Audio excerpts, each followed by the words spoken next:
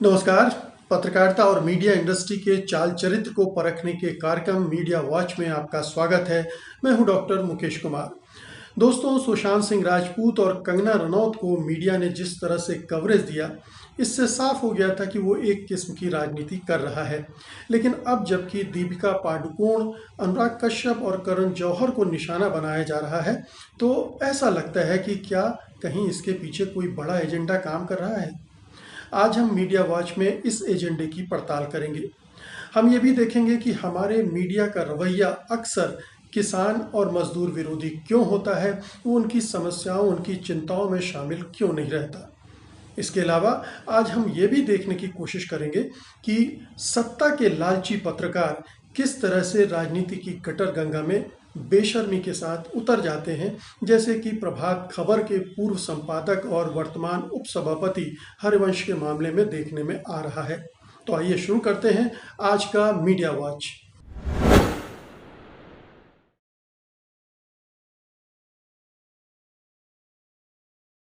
दोस्तों, जब मीडिया ने सुशांत सिंह राजपूत की मौत का मामला उछाला था और फिर कंगना रनौत को जिस तरह से कवरेज दिया था, उससे सबने यही निष्कर्ष निकाला था कि ये केंद्र सरकार के इशारे पर मीडिया महाराष्ट्र सरकार को हिलाने, डुलाने, गिराने की कोशिश में लगा हुआ है और बिहार के चुनाव हैं, इसलिए उसकी राजनीति का खेल भी वो खेल रहा है।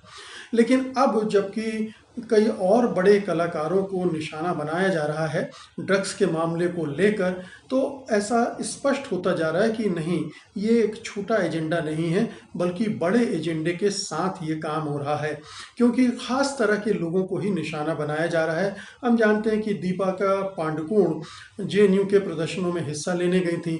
अनुराग कश्यप लगातार सरकार के खिलाफ बोलते रहे हैं और सीएए जो कानून है उसके खिलाफ बोलते रहे हैं। उसमें जिन लोगों को फंसाया जा रहा है उनको छोड़ने की वकालत करते रहे हैं, तो एक तरफ उनको निशाना बनाया जा रहा है। करण जौहर तक पहुंच गई है बात और उनके धर्मा प्रोडक्शन पर भी उंगलियां उठाई जा रही हैं। उनको भी ड्रग्स से जोड़ा जा रहा है। हालांकि करण जौहर सफाई दे चुके हैं कि वो ड्रग्स नहीं लेते और ना ही उनके किसी पार्टी में इसका इस्तेमाल होता है। तो ऐसा लगता है कि इंडस्ट्री को इस तरह से धमकाया, परेशान किया जा रहा है और उसके पीछे एक बड़ा एजेंडा काम कर रहा है। ये एजेंडा क्या हो सकता है, ज़रा सोचिए आप। इसको इस तरह से देखिए कि जो देश के दूसरे बड़े इंस्टीट्यूशंस हैं या इंडस्ट्रीज़ हैं, वहाँ किस तरह से केंद्र सरकार और संघ परिवार अपना नियंत्रण कर रहा है। उसने मीडिया को गोदी मीडिया में तब्दील कर दिया है। सुप्रीम कोर्ट हो या पूरा न्यायपालिका हो, चुनाव आयोग हो, इस तरह के जितने भी संस्थान हैं उन पर भगवाकरण की छाया मंडरा रही है। जाहिर है कि बॉलीवुड चूंकि एक बड़ा पावरफुल मीडियम है और उसका असर समाज पर बड़ा ज़बरदस्त पड़ता है, इसलिए संघ परिवार इसको भी नहीं छोड़ना चाह रहा है और बॉलीवुड को का भी भगवाकरण कर रहा है।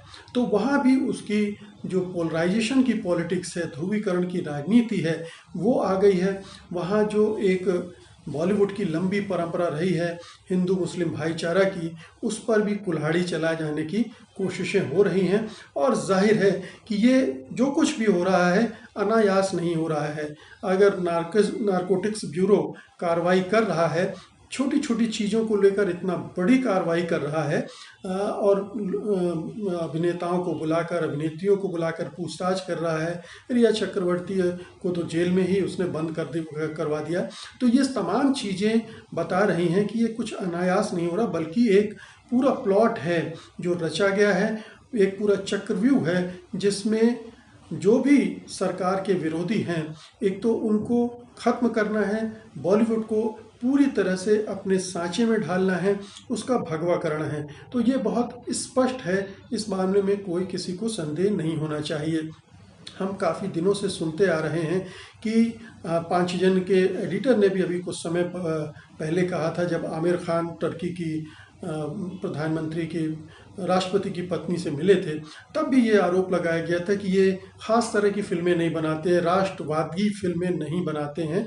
राष्ट्रवाद से मतलब उनका हिंदुत्ववाद ही होता है, तो उस तरह की फिल्में नहीं बनाते, इस तरह के आरोप उन्होंने लगाए थे। तो इंडस्ट्री को उस तरह की फिल्में बनाने के लिए फोर्स करने की कोशिश है। प्रेरित करने की कोशिश है।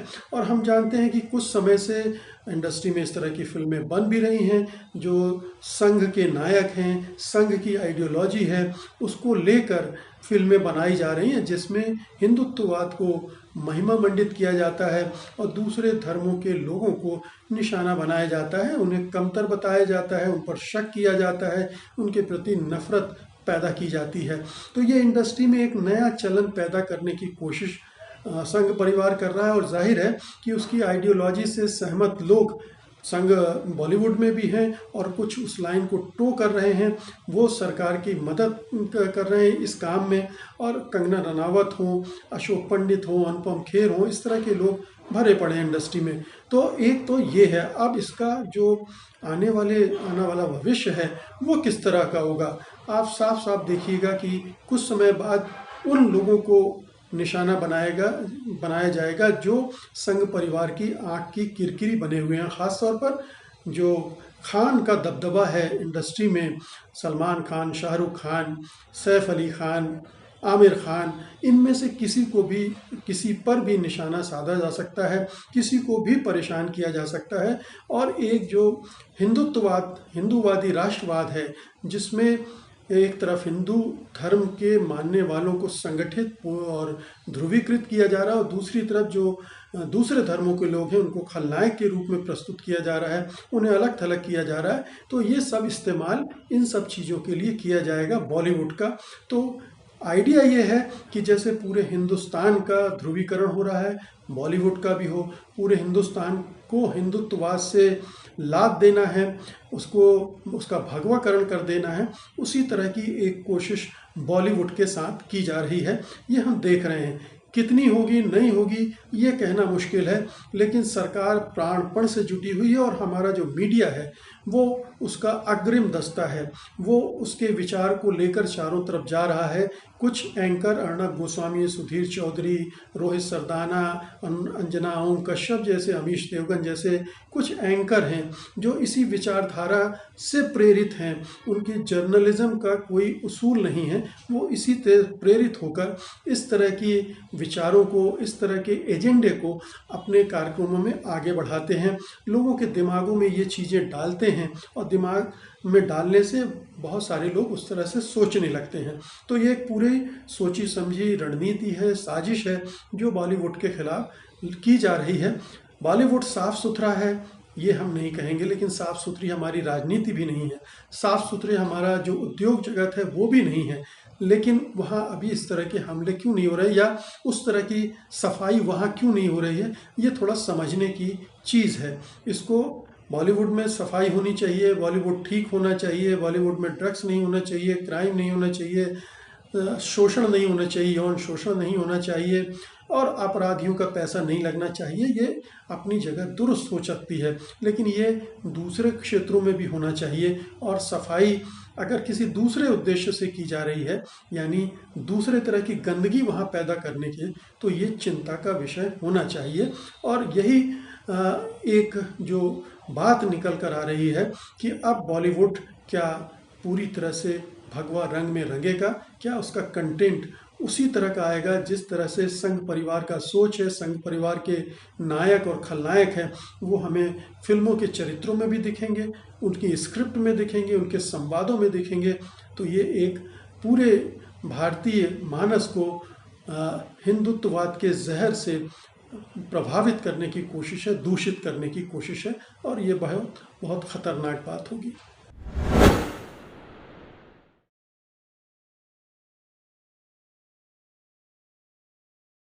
हमारी सरकार और हमारा कारपोरेट मीडिया किसानों और मज़दूरों की आत्मनिर्भरता को पसंद नहीं करता है। हमारी सरकार जो कि कहती है कि हमें आत्मनिर्भर भारत बनाना है, वो इन जो बड़े तबके हैं किसान और मज़दूरों के, उनकी आत्मनिर्भरता को छीनने की हर संभव कोशिश कर रही है। और ये हमने अभी देखा कि किस तरह से 3 बिल संसद में पास किए गए, ज़बरदस्ती पास किए गए, छल बल से पास किए गए, और इसके अलावा मज़दूरों के हक छीनने वाले भी कई विधेयक पास किए गए हैं। तो एक पूरा एजेंडा सरकार का है जो इस तरह से चल रहा है, और यही एजेंडा कारपोरेट का है। तो कारपोरेट के द्वारा बनाई गई सरकार, यानी एक गोदी सरकार कारपोरेट के एजेंडे को लेकर काम कर रही है, और एक गोदी मीडिया है जो इस एजेंडे को लोगों के दिमाग में उतार रहा है कि ये जो सरकार कर रही है ठीक कर रही है। इसीलिए हमने देखा कि 3 विधेयकों के समर्थन में हमारा गोदी मीडिया बिल्कुल पूरी तरह से तैनात था। वो तमाम तरह के वो तर्क जो कारपोरेट जगत देता रहा है, जो उदारवाद के जो पक्षधर हैं वो देते रहे हैं, उनसे लैस था, और यही बार बार बात दोहराता रहा कि इन विधेयकों के लागू होने से किसानों को मदद मिलेगी, किसान अपनी फसल अपने सही कीमत उसकी वसूल पाएंगे, और बिचौलिए चले जाएंगे, वगैरह वगैरह। बहुत तरह के सब्ज़बाग जो सरकार दिखा रही है, जो कारपोरेट जगत दिखा रहा है, जो उदारवाद के पक्षधर दिखा रहे हैं, वही मीडिया। तो मीडिया का जो कैरेक्टर है दरअसल वो ये कारपोरेट मीडिया है, गोदी मीडिया है, जो कि वही बातें करता है जो कारपोरेट करता है, जो सरकार करती है। तो लोगों के दिमाग में ये बात उतारने की कोशिश की जा रही है, जबकि उन बातों को छिपाया जा रहा है जो इस बिल से होने वाली हैं। इस बिल के जो नकारात्मक परिणाम हैं उनको छिपाया जा रहा है इस मीडिया के ज़रिए। ये नहीं बताया जा रहा है कि इस तरह के प्रयोगों का पहले क्या हश्र हुआ है।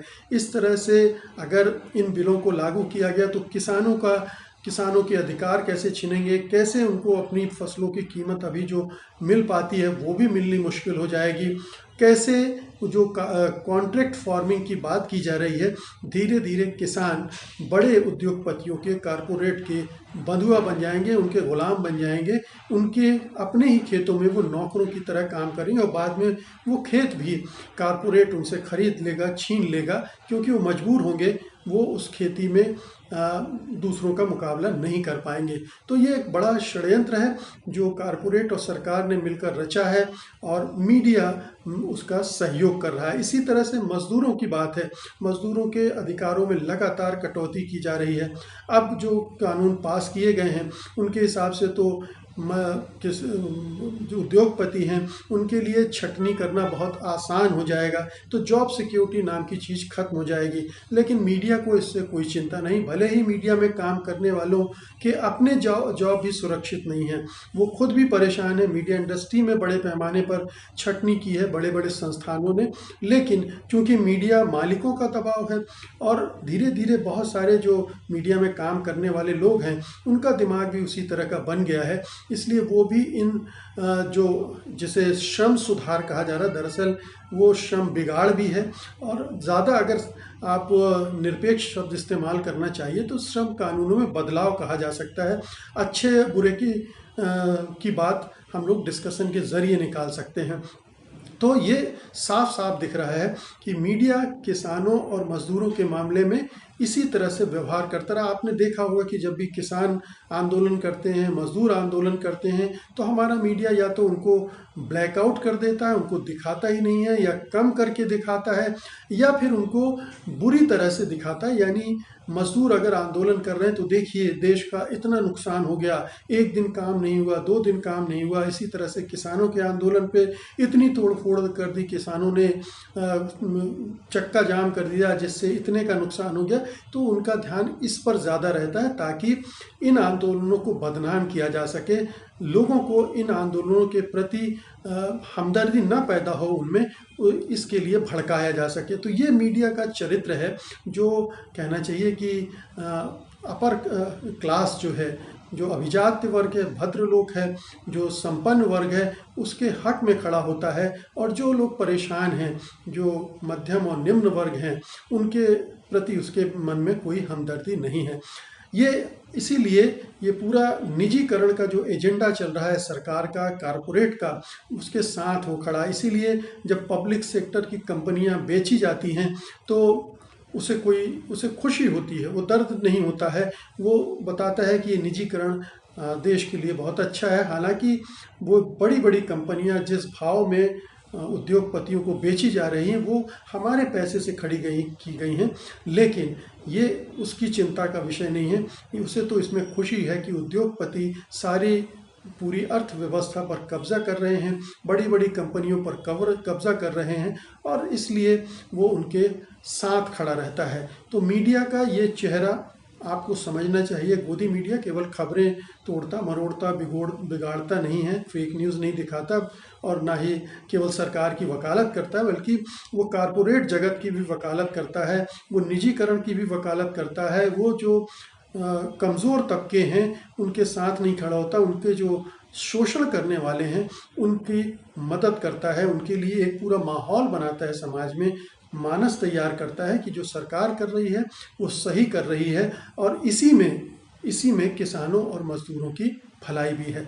तो ये पूरी चीज़ों को समझने की ज़रूरत है। मीडिया केवल ऊपर से देखने की नहीं, या कुछ एंकरों की बकवास के लिए आप उस पर क्रिटिसाइज़ करें, इतने भर के लिए नहीं, बल्कि उसका जो मूल चरित्र है, उसका जो मूल एजेंडा है और उसका जो मूल काम है, ये अगर आपने समझ लिया तो आप मीडिया को और भी अच्छे से समझ सकेंगे।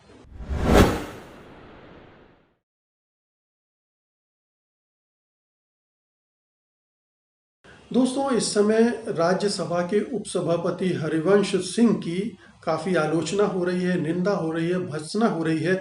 उन्होंने जिस तरह से आधी रात को नियमों की अवहेलना करके किसान से जुड़ा एक बिल पास करवाया ध्वनिमत से, जबकि मत विभाजन की मांग की जा रही थी, और जब ये मांग की जाती है तो उसके मत विभाजन होना चाहिए, लेकिन हरिवंश ने ऐसा करने के बजाय उस बिल को ध्वनिमत से पारित करवा दिया। तब से उनकी बहुत निंदा भर्त्सना हो रही है, क्योंकि वो पत्रकारिता से आए हैं और उनसे उम्मीद की जाती है कि वो एक नैतिक आभा के साथ, नैतिक मूल्यों के साथ काम करेंगे, और नियम पूर्वक काम कर रहे हैं। लेकिन जब उन्होंने इस तरह का काम किया और फिर उसके बाद अपनी इस पाप को छिपाने के लिए उन्होंने जो पाखंड किया, एक दिन का उपवास रखा, और सांसदों जो धरने पर बैठे थे उनके लिए चाय लेकर पहुंच गए, और एक चिट्ठी, भावनात्मक चिट्ठी लिख दी सभापति वेंकैया नायडू को कि मैं आत्म पीड़ा से ग्रस्त हूँ, जो भी व्यवहार किया मैं उससे बहुत दुखी हूँ, वगैरह वगैरह। और फिर प्रधानमंत्री ने उनके इस पत्र पर ताली भी बजा दी और उनकी काफ़ी प्रशंसा भी कर दी। तो ये जो पूरा प्रकरण हुआ है उसने हरिवंश सिंह की छवि को और ख़राब किया है। हालांकि ये कोई छवि बहुत चमकदार नहीं रह गई थी, क्योंकि उन्होंने जो हासिल किया है वो अपने अखबार प्रभात खबर में नीतीश कुमार की चापलूसी करके हासिल किया है। वो नीतीश कुमार के पक्ष में लगातार लिखते रहे, लिखवाते रहे, पूरे अखबार को उन्होंने नीतीश बाबू का अखबार बना दिया, और जिसकी वजह से उस अखबार की साख भी गिरी। हरिवंश सिंह जो पहले थोड़ा सा साखवान माने जाते थे, कई लोग मानते थे कि वो बहुत अच्छे संपादक हैं, पत्रकार हैं, हालांकि उस पर भी तमाम तरह के प्रश्न चिन्ह लगते रहे हैं। इसके बावजूद उन्होंने ये नीतीश कुमार, ख़ास तौर से जो पटना एडिशन था प्रभात खबर का, उसमें उन्होंने ये सारी चीज़ें बहुत की, और इसी के पुरस्कार स्वरूप उन्हें राज्यसभा का सदस्य बनाया गया, और अब वो उपसभापति के पद पर हैं। राजनीति में जाना कोई गुनाह नहीं है, कोई भी किसी भी क्षेत्र का व्यक्ति राजनीति में जा सकता है। पत्रकारों पर भी कोई रोक टोक नहीं होनी चाहिए। अगर उन्हें लगता है कि राजनीति में जाकर कुछ कर सकते हैं तो ज़रूर करना चाहिए, लेकिन अगर वो पत्रकारिता में रहते हुए पक्षपातपूर्ण ढंग से खबरें दिखा रहा है, खबरें छाप रहा है, लेख लिख रहा है, किसी की चापलूसी कर रहा है, किसी की निंदा इसलिए कर रहा है क्योंकि किसी उसको फ़ायदा उठाना है, राजनीतिक फ़ायदा उठाना है, राज्यसभा में जाना है, जो लोग इस एजेंडे के साथ काम करते हैं वो गलत है। और फिर आप अपने चारों तरफ आभा मंडल बनाते हैं कि आप सच बोलते हैं, आप नैतिक मूल्यों पर भरोसा रखते हैं, आपके अपने आदर्श हैं, और एक पाखंड के ज़रिए आप अपनी छवि निर्माण करते हैं और फिर उसका फ़ायदा इस तरह से उठाते हैं। तो ये जो प्रवृत्ति है वो बड़ी ख़तरनाक है। ऐसे बहुत सारे पत्रकार पहले भी हुए हैं। हम जानते हैं कि एमजे अकबर किस तरह से पाला बदलते रहे हैं, किस तरह से पहले क्या थे एक संपादक के तौर पर और अब क्या हैं। अरुण शौरी अखबारों में संपादक थे, फिर कैसे वो बीजेपी के सदस्य बन गए, फिर बीजेपी की राजनीति करने लगे, वो मंत्री बने। तो ऐसे कई उदाहरण भारतीय राजनीति में भरे पड़े हैं और अभी भी ऐसे बहुत सारे पत्रकार हैं जो राज्यसभा में जाने के लिए लार टपकाए बैठे हैं, तमाम तरह से नेताओं की खुशामद में लगे रहते हैं। ऐसे बहुत सारे पत्रकार हैं, राजीव शुक्ला भी इनमें से एक नाम है जो अब इसी रास्ते से ऊपर पहुंचे हैं। तो ऐसे बहुत सारे पत्रकारों की गिनती की जा सकती है जिन्होंने इस तरह से लाभ उठाया है। लेकिन आप ये देखिए कि हरिवंश और कितना नीचे गए हैं इस बात से कि पहले अपने आप को वो जाति निरपेक्ष दिखाते थे, धर्मनिरपेक्ष दिखाते। तो धर्मनिरपेक्षता के साथ तो उन्होंने तभी समझौता कर लिया था जब वो नीतीश की तारीफ़ें करते थे और बीजेपी के मामले में चुप लगा जाते थे। अब जाति निरपेक्षता का हाल देखिए, पूरे पत्रकारी जीवन में उन्होंने अपने नाम को हरिवंश लिखा और अब वो हरिवंश सिंह के नाम से पहचाने जाने लगे हैं, अपनी पहचान हरिवंश सिंह बताने लगे हैं। और बीजेपी उनके इस सिंह का फ़ायदा भी बिहार चुनाव में उठाने जा रही है। उन्हें बिहार गौरव के रूप में प्रस्तुत कर रही है, बिहार के प्राइड हैं वो। और चूँकि एक छोटा सा हिस्सा ही है बिहार में इस जाति का, जो राजपूत कह लें ठाकुर कम्युनिटी है उसका है, लेकिन वो प्रभावशाली है। तो सुशांत सिंह राजपूत की राजनीति इसीलिए शुरू हुई थी कि उस जाति के वोट लेने हैं, और अब ये हरिवंश सिंह भी अपने नाम का इस्तेमाल होने देने के लिए तत्पर हैं। उन्होंने भी ये इस पर कोई आपत्ति नहीं जताई जब बीजेपी ने इस तरह से और प्रधानमंत्री ने खुद इस तरह से उनका इस्तेमाल किया, उनके नाम का बिहार का संदर्भ देते हुए। बीजेपी के नेताओं ने भी बिहार के संदर्भ देते हुए उनके नाम का इस्तेमाल किया। तो ये हरिवंश चरित्रम है जो आप देखें, बहुत सारे पत्रकारों का चरित्र है, लेकिन हरिवंश ने एक नया उदाहरण प्रस्तुत किया है और इस पर गौर किया जाना चाहिए। इसलिए गौर किया जाना चाहिए कि ऐसे बहुत सारे पत्रकार अभी विभिन्न चैनलों में, अखबारों में हैं। उनकी प्रवृत्ति को आप बारीकी से देखते रहें, बाँचते रहें कि ये अगली कुलाटी किस तरफ खाने वाला है, ये किस तरफ झुक जाएगा कब पता नहीं। तो ये हमेशा ध्यान रखना चाहिए कि जो मीडिया में काम करने वाले बहुत सारे लोग हैं वो पक्षपात से भरे भी हैं। वो अपने अवसरवादी चरित्र की उनका चरित्र है और मौके की तलाश में रहते हैं कि कब किस मौके को भुनाने का मौका मिले। इसके लिए वो हर तरह के धतकर्म करने के लिए तैयार रहते हैं। तो दोस्तों, ये था आज का मीडिया वॉच। हमें उम्मीद है कि आपको ये ज़रूर पसंद आएगा और आप इस वीडियो को लाइक करेंगे, शेयर करेंगे, और जिन मित्रों ने अभी तक DB लाइव को सब्सक्राइब नहीं किया है, उनके इस YouTube चैनल को सब्सक्राइब नहीं किया है, उसे सब्सक्राइब भी करेंगे। आपका बहुत बहुत शुक्रिया। अगले शनिवार को आपसे फिर मुलाकात होगी। तब तक के लिए नमस्कार।